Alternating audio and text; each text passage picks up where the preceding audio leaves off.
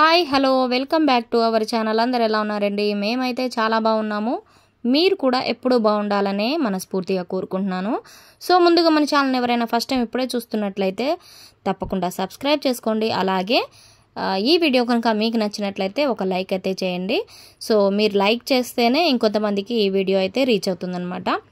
So ఈరోజు ఈ వీడియోలో ఆల్రెడీ థంబ్నెయిల్ చూశారు కదా, ఈ పౌడర్ చూస్తున్నారు కదా.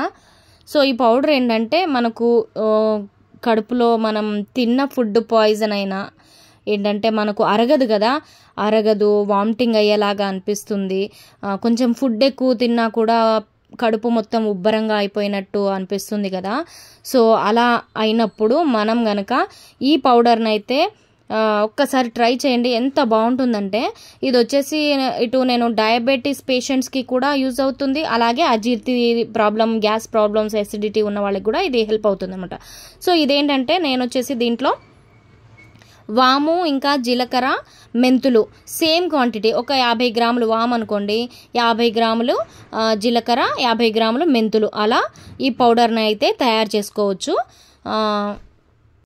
సో ఈ 3 ఇంగ్రీడియంట్స్ని అయితే మనం జీలకర్ర, వాము ఇంకా మెంతులు మూడిటిని సమపాళ్లలోనే సమానంగా తీసుకొని మనం ఎటువంటి ఫ్రై చేయాల్సిన పని లేదు.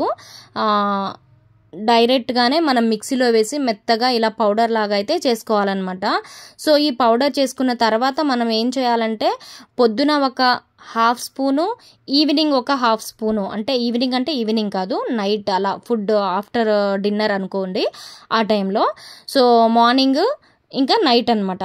దీన్ని 1/2 స్పూన్ చొప్పున అయితే మనం డైరెక్ట్ వాటర్లో వేసైనా మనం తాగేయచ్చు. లేదంటే ఒంట్లో కొంచెం వేడి ఉన్న వాళ్ళైతే మజ్జిగలో అయినా వేసి మనం దీన్ని అయితే తీసుకోవచ్చు అనమాట.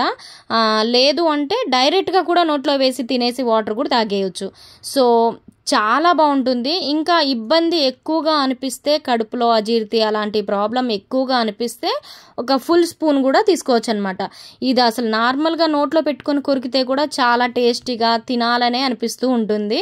సో ఇదనమాట అజీర్తి కోసం అయితే నేను ఒక టిప్ ఇది ఇచ్చానమాట. మీకు కనుక ఈ వీడియో నచ్చితే లైక్ చేసి ఛానల్ని అయితే సబ్స్క్రైబ్ చేసుకోండి. మరిన్ని మంచి వీడియోస్ కూడా ఉన్నాయి, వెళ్ళి చూసేయండి.